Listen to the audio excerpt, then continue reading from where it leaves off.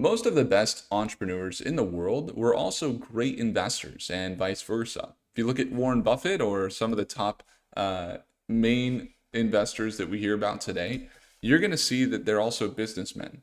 And why is that? There's a really good overlap between investing and business. And I would be lying if I said that the principles that I've learned in growing our company, Prophecy, over here to be able to supply investors with analysis on various assets. In growing this company and building it out, we've got over a $5 million valuation. We've got hundreds of users that use our software.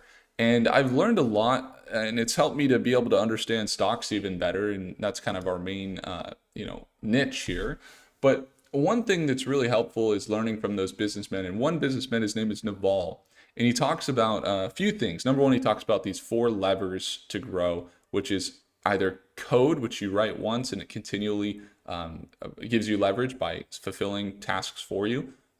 Collaboration or labor, or like working with others, so actual human capital, and then capital itself, so money, and then the fourth is content, so creating something once, and then could be a book, could be a magazine, could be a piece of YouTube, it could be something like that, where you create it once and it continually serves others or provides value, and you make value in return. And so those are really great principles that have helped us really grow. But one of the principles that we're going to talk about here that he also talks about, which is more relatable to specifically finding good companies, is the 3 stages of AI. So the 3 stages of AI are broken down into number 1, we see the actual software. That's going to be your LLMs, your ChatGPTs, your Claude. And then number 2, we're going to see the actual robotics side. So that's going to be the integration of technology that might be more physical. And then number 3 is going to be actual human integration. Now, each one of those phases has a lot of individual companies in them. So the software side has, the AI infrastructure, the data centers, the GPUs, semiconductors, a lot of those things that are powering the AI software.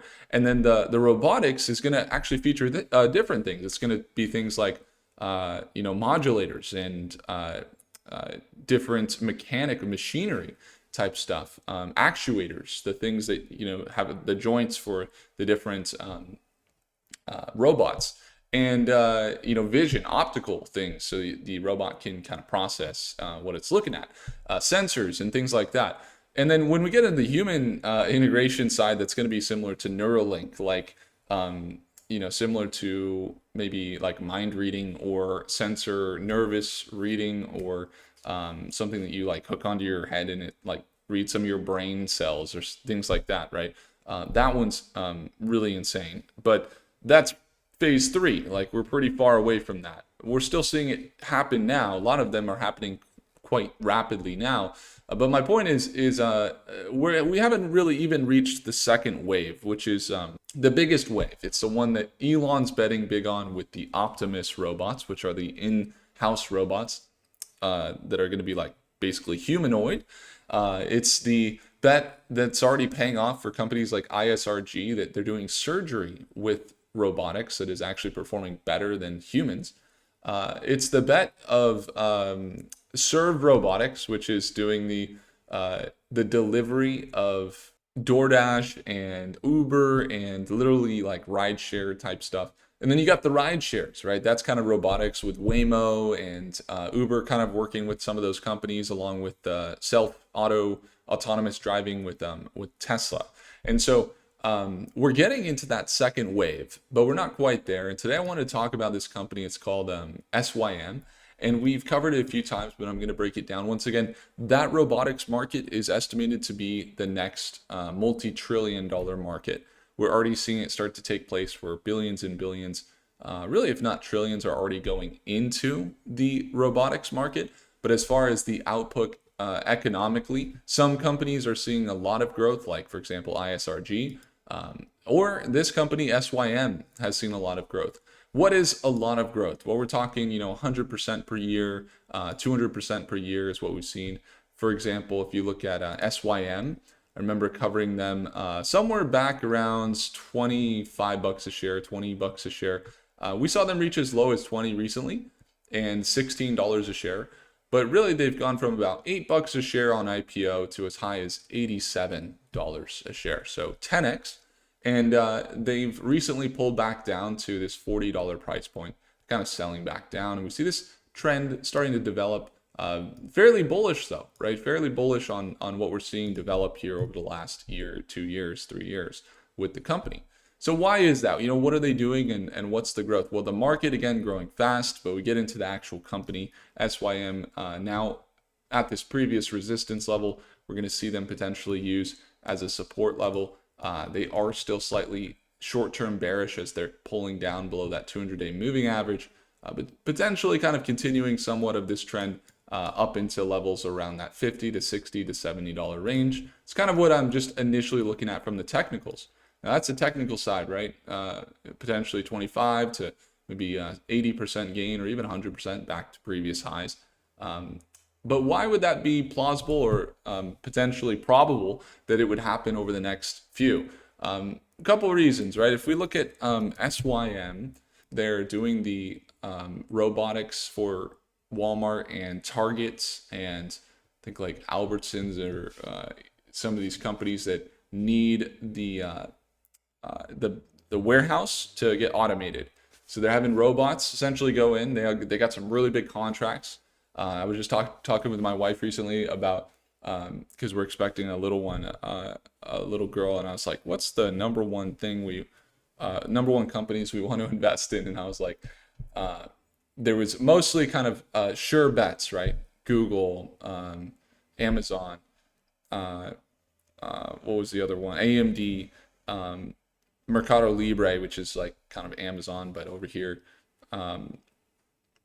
Tesla, some other, these are like long-term bets, Microsoft, and I think it was Rocket Lab and a few space tech, few AI infrastructure plays that I don't tell her like the super technical ones because they're, kind of hard to explain to her. But I was like, there's one where it's like, there is one that's a little more technical, but they're already growing fast and they're working with Walmart and Target. And look, they started out in the Latin American market, but they just recently moved into the US market for Walmart using high-speed robotics and intelligent software to organize and optimize inventory. The Symbotic system helps us get products to our customers quickly, seamlessly, by revolutionizing how we receive and distribute products to stores. So essentially, that's what I told my wife. I said, "Hey, this is what they do." She said, "That sounds like a really good investment." Why do I share that? Because ultimately, I think one test, sometimes we get really technical, you're looking at robotics. It's also just to check that just normal people that aren't looking at the markets every single day like us think they're good ideas too. But anyway, they are like a 10-20 year bet for me. I think they're going to be good. One of the really obvious things is, for example, like super clear ROI. So because they put these robotics in the back end warehouses, it's obvious that they're providing a ton of value because it's like less labor costs, 60 to 80% reduction, taller pallets, more efficiently stacked, faster, restock labor costs reduced by 58%. If they get these just hard numbers, then it's very clearly an easy sell. The best companies in the world are usually not selling super hard.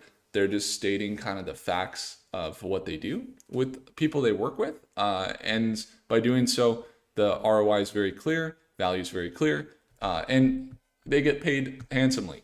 And so as a result, with a lot of those contracts we've seen kind of come in with those large companies like Walmart and Target, they've also had their financials improve.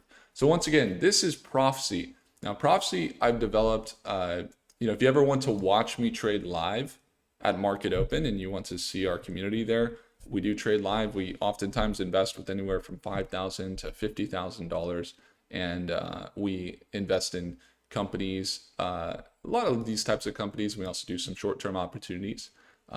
We've had over 12 stocks that have grown by over 100% that we've covered there.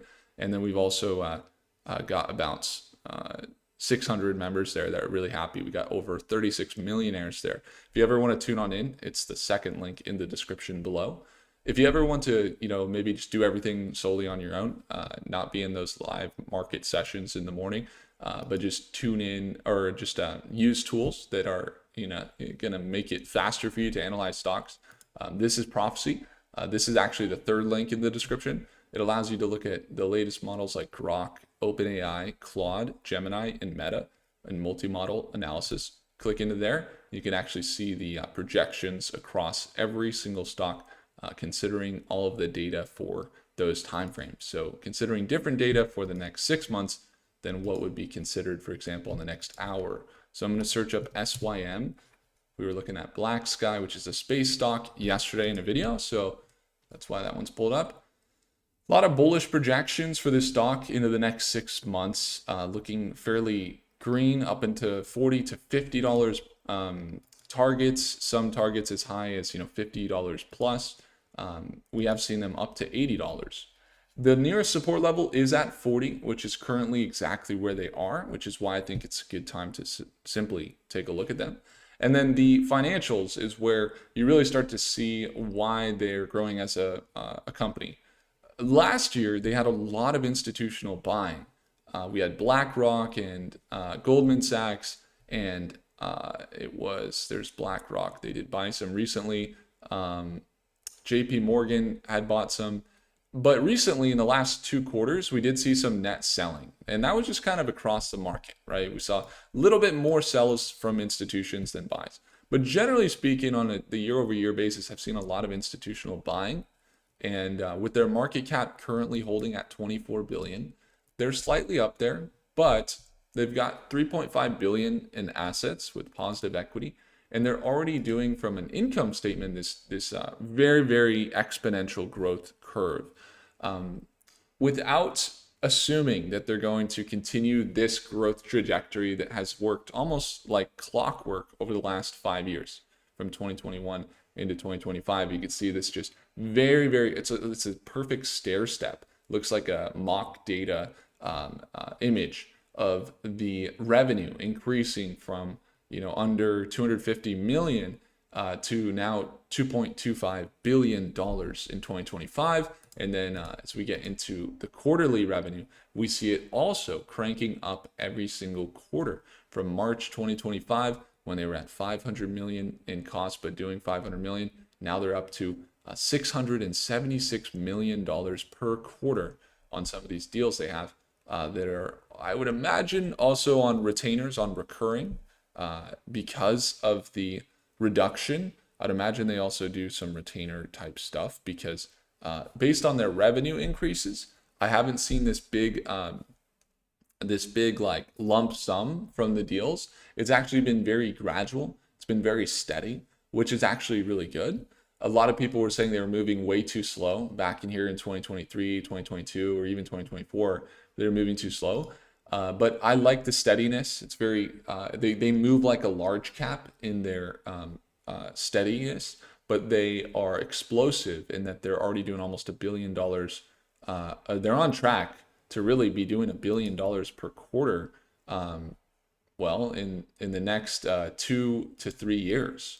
So that's pretty tremendous. If they're doing those types of numbers, then we're going to see a market cap most likely, up in that 80 to 150 billion dollars, which from here would be about a 4 to potentially 6x from here. So 5 or 6x. So I really like that. Just looking at the financials, very consistent. Of course, growth story is good, but they're saying, price is too high. They're saying, valuation is still stretched right now. And is the risk to reward really making sense? That's what most investors say. So again, we look at 3 parts. Number one, the market, really good market. They're still not even in the main phase of robotics, where we're going to see massive growth in those markets in the next 5-10 years. But in that being said, they also, number 2, their news and their fundamentals look good. Their financials look okay when you look at the valuation. So when you look at the valuation and you also look at the charts, they're still kind of premium, and we have seen them sink as low as, for example, like $16 just in the last year, really. And so is it possible that maybe they don't hold this previous resistance at $40 that's potentially acting as a support. Is it possible that we get this kind of sell down more conservatively? Which again, they are conservative in their movements. They had that explosive growth back in $87, but is it possible we get another 30% sell down into that $20 to $25 range before they really get their footing and valuations sink in to be them getting recognized as more of a household name in the robotics? Yeah, for sure. Like we could see that 30 to 40% potential sell down in the next few months. And we've seen it happen over the course of a month before in the past. But again, the rallies happen just as quick. So currently, watching them now, there is that possibility. You get that bigger sell down. Now, they are one company that in the event that robotics really start to take off, you have more robotics index funds. You have more of these hedge funds or companies like Defiance ETFs or Direction ETFs start to put together these ETFs for the robotics companies. You're going to see a lot more growth there. But even aside from that, just from a growth perspective and what we're seeing, I really like to see where they're going. So just keeping in mind the short term, you would expect volatility, could be bullish or bearish. We're kind of seeing a little more bearish projections on the short term from Prophecy. That's what I was seeing in that next month. We do have some projections, potentially 8% down. Even in the next 3 months, I was seeing some negative projections potentially. So in the short term, medium term does look a little iffy, but into the longer term time frames, looking at the next year or so, things do look to be holding pretty steady bullish. And if you want to get these projections as well, then you can find them in the third link in the description for Prophecy. Encourage you to simply take a look if you want to get access to all the analysis we run through on autopilot for you on your desktop or your mobile. And again, I like this company long term, but just kind of holding off on the volatility as it's selling off. Hopefully that makes sense. And when it comes to our live sessions, if there's any opportunities in the short term that present themselves, we'll be there tomorrow morning if you'd like to tune on in. It's the second link in the description below. And I believe you still get a free t-shirt when you join if you'd like to get lifetime access there to our live sessions. If I earned your thumbs up, hit the like button. Let me know what you guys think about SYM down in the comment section. Do consider subscribing. I'll see you in the next video. Take care.